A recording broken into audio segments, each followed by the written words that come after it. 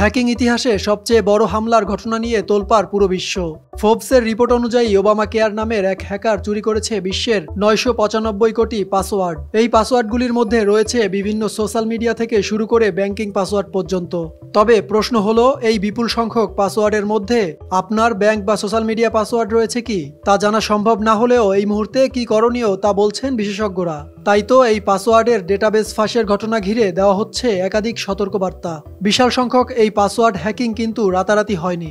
গত কয়েক বছর ধরে একটু একটু করে এই পাসওয়ার্ড হ্যাকিং ডেটাবেস সাজানোর প্রক্রিয়া চলেছে, এমন তথ্য জানিয়েছে রকিউ 2024 সহ বেশ কিছু সাইবার সংস্থা।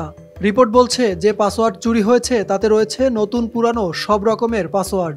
রিপোর্টে আরও দাবি করা হয়েছে যে এই বিপুল সংখ্যক পাসওয়ার্ড চুরি করতে হ্যাকাররা ব্যবহার করেছে ব্রুট ফোর্স প্রক্রিয়া। এই প্রসঙ্গে বিশেষজ্ঞরা বলছেন, পাসওয়ার্ড যদি কমজোরি হয় তাহলে তা চুরি করা অনেক বেশি সহজ। জানা যাচ্ছে এতে রয়েছে খুব সাধারণ ব্যবহারকারীর প্লেন টেক্সট পাসওয়ার্ড। আর প্লেন টেক্সট পাসওয়ার্ড মানে হচ্ছে নিজের নাম বা নাম্বারকে পাসওয়ার্ড হিসেবে ব্যবহার করা।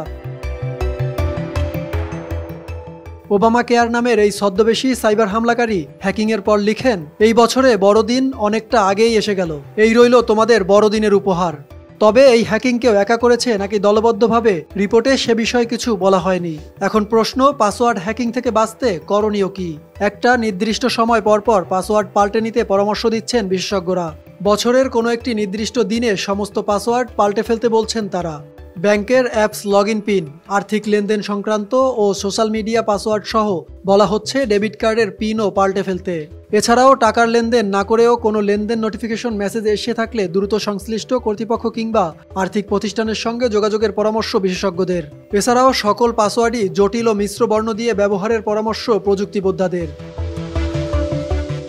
সাকিব হাওলাদার, RTV।